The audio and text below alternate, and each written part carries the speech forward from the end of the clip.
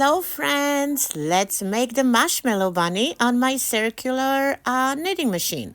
So I'm going to show you from the beginning how to cast on really quickly. So as you can see, as I grab the yarn and I am just cranking my little wheel and I am adding to yarn, alternating in the front and on the back, as you can see it, to each prongs that they stand up. And you do have to do the first row by hands like this until you get back to where you started. Then you fasten this, put this to the tension rod, and then you just keep on cranking. The project is super fun, so I decided to show you the whole steps. You need to crank 40 rows to make the marshmallow bunny. So here I go. My little machine does not have a counter, so I had to count myself. But you know what? It goes pretty well, pretty good. I mean, if you do not talk to anybody, counting is super easy. So I count every single time I cross the black little prong, as you can see it right there. Here we go. I'm right at it. So now let's cast off. So that means is we are cutting a yarn, a good length of it. And then ideally, I always like to thread some, the end of that yarn on my needle, as you can see it right now. And of course, drop it right into the circle of my little project here, trying to make sure that no yarn is catching on to anything. And then we are doing slowly a one round until you're going to meet back again. Here we go. Now you take your needle and then you're just going to pick the stitches as you go all around it right on your needle. Try to take your time as you do this so you're not going to drop and get yourself into trouble. But even if you do so, you can still easily catch them on. It does happen at the beginning. So as you can notice, what I'm doing it right now, I try to pick few at the same time before I pull, because by pulling, I may potentially pull the whole thing. Okay, project is out. So we do have the 40 row little creation. So now all what I'm trying to do is just get that double yarn out of it. And of course, it is a little headache. I should have made it shorter. And now you do need actually two of those of the same size. So I have two tubes of 40 rows knitted on my central machine. So all what I'm trying to do is just trying to not cinch all together, you know, pull it all together as you always do it when you make a hat. I'm just trying to still keep the sort of a square edges. But my goal here is on my yarn, I wanted my yarn here to be on my, in the middle of this whole tube, because it's going to be easier in the project. Okay, so let's put them together. Grab another piece of yarn and let's sew the sides together. This, I think, pattern of the yarn calls the mattress stitch.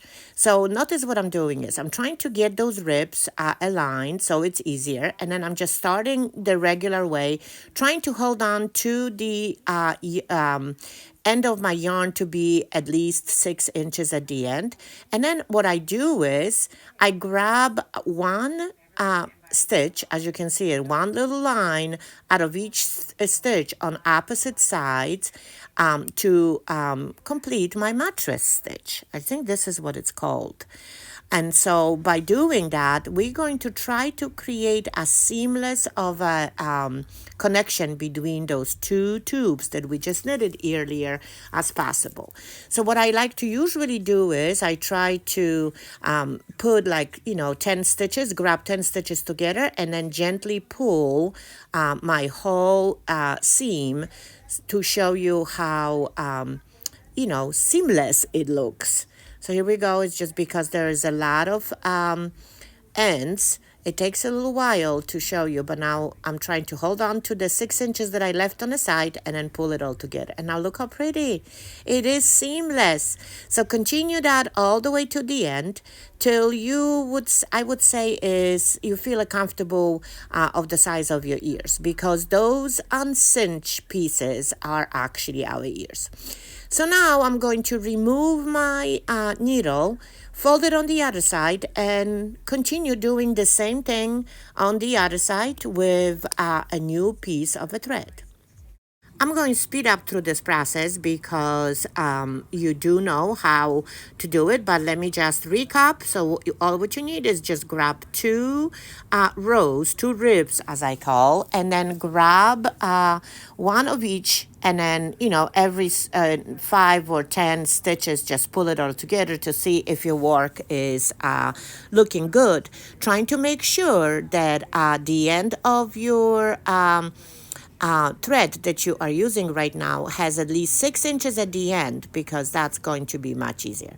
So here we go. I'm getting to my last stage, and it seems like it looks beautiful. Okay, so we got the body done. Now it's time to concentrate on the ears. So we're going to attack this one at a time. Notice that I do have on the side a lot of crumbled yarn that I am going to stuff my marshmallow bunny with. I did that because I do not like to waste, and that's what is going to work for me. So for this one, you're going to use the same thread you were just, closing together the each side. So you're going to continue with the same thread. So what I like to do is I like to pinch right at the bottom where it all stop, so it holds together, and then I just go this time two little stitches at the same time. Notice I still have my little rows that I had before, but instead of going one stitch at the time, now I'm doing it two. So it seems like I am trying to get, I am getting the shape of my ear, but before I continue doing that, it's going to be a good time to simply stuff them up so you don't have to struggle later. So as I mentioned earlier, I do have a pile of yarn that I am now willing to untangle.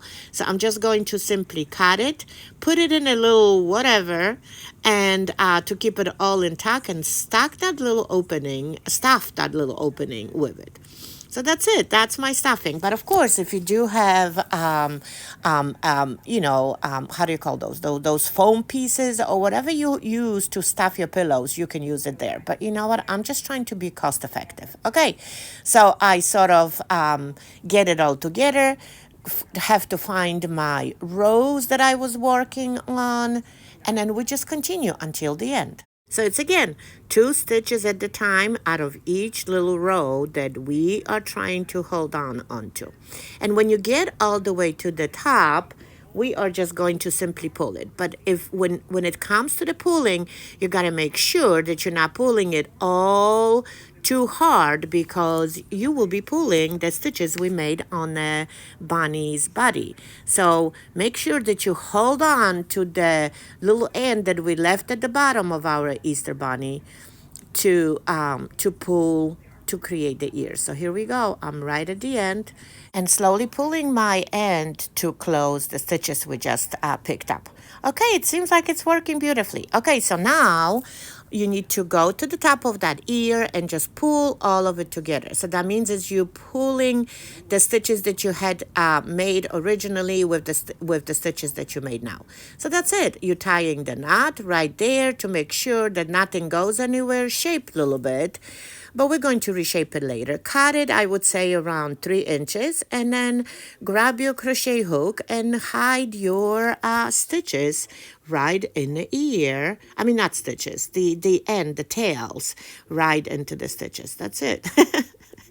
Simple as that. There is more stitches. You can see it does not show. So now we got to work on the other side the same way, by just simply pinching it again, following the same thread that we did have for the side that we stitched, and then stuffing it with whatever you're stuffing with. In my case, I'm stuffing it with more of the yarn, and we're going to continue. So I'm going to speed up through this process. Okay, so here I go. I'm threading it all away, trying to catch 2 rows at the end. And here I go again, right at the end, pushing it, pulling it all together, trying to make sure that I do not pull the entire body, because remember, the end is right at the bottom of our marshmallow bunny.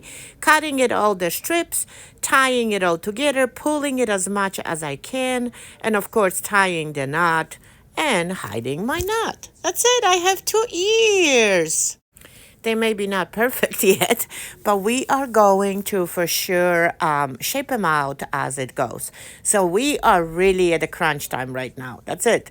This is hidden and all is good. Okay, so now it's time to stuff some more. So make sure that your ends are nicely organized on each side. And of course, again, my stuffing material is the crumbled yarn that I gathered on the side that I'm now willing to untangle. And I'm just going to stuff it up and then trying to make sure and find the ends that were my ends that were threading, covering, not covering, the ends that were closing my 2 tubes. So I have to locate those, tie a little knot to make sure that they go nowhere because we do not want all that to get loose. And then, of course, I'm going to stuff it, all this up inside my bunny body. And then move on to the bottom. So the bottom edges are actually the edges that we started our project with when we were making the tubes.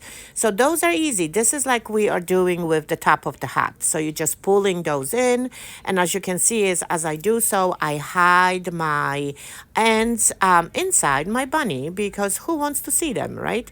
So I'm doing it one at a time, pulling all those ends, and as you do so, you do want to tie the knot before you hide your ends because just in case, if somebody is going to be playing with it or you're making it as a gift so things don't get unraveled. And I do have a one chunky bunny. Well, I didn't mean to make it this way. Hopefully, when we're going to distribute all that yarn inside is going to be less chunky. But it's again, you pick your own thickness. I ideally usually like to make the flatter more. Oh, look at this. This is most likely my crochet hook over here is catching the other yarn. But that's okay. I'm just going to use my finger, push it as much as I can, try to do it all over, and boom, it's all closed. Okay, done, done, done. So now it's time to define the bunny. That means is create some little interest. So all what I'm doing is with the brand new thread. Hey, we're going back to the new thread. I'm going to, I would say on the third, create the stitch, running stitch, as you can see it right now, all around my bunny. You do want to for sure stay as much as you can in the same line, but you know what? I mean, things happen. Sometimes you slid off. I mean, the more of the stitches you create, the better it is. Okay, so now I have the whole full circle. I'm going to just simply pull it all together and then, of course, tie the knot at the end and hope that I do have now the bottom portion of my bunny defined, and then I have his face defined. Oh my gee, how cute that bunny looks already. So it's again the same procedure as it was in the other one. You're going to cut your ends, but I would always say is leave around 3 inches off, and then take your crochet hook and then hide them. Yeah, we are hiding, but of course you wanted to pull it as close as you can to the actual beginning. Okay, here we go. It's cut. I guess I cut it a little bit too long, so now it is safe to cut whatever it did not get hide. And obviously, if you would have been not stuffing a bunny like me with the reminder of the yarn, the whole hiding process would have been easy. Okay, so now let's define the ears. The ears, we're going to take again another thread, and then we're going to poke it through the ears right at its base, and then we are going to turn around and poke it at one row higher or lower, whatever it's easier for you. Try to end up in a similar place, and that's it. And the same thing, we're going to pull this all out. We're going to tie the knot, and then we're going to hide the thread. How funny that is. We just have to have fun making projects, right? So I'm doing the same thing here. You could actually tie some kind of a bows, put some bows right on the bottom of the ears or, right at the waistline. It's all up to you. But you know what? I do wanted to bring some black yarn to it. Again, threading at the black yarn, and I'm just going to quickly mark a little stitches right on the bunny's head its nose and its eyes. It's up to you. You could create the crosses, you could install the beads. I mean, it's all up to you. But notice that I'm using one yarn going under, and as I move to its eyes, and all what I need there is a little dot.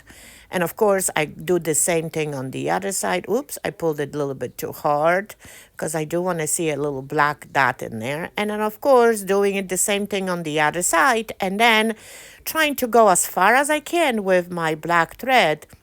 So, of course, it's already hidden right there. No knots needed. So now I'm on a mission to hide my black end. That's it. And the bunny is all done. It's done, done, done, done, done.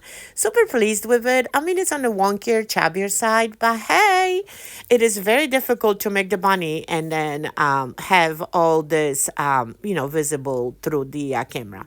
So here they are. I so hope that you are inspired and you are going to take your centro and make your marshmallow bunnies. I mean, even if you do not have a centros, you can knit those portions, you can crochet those portions. It's all up to you.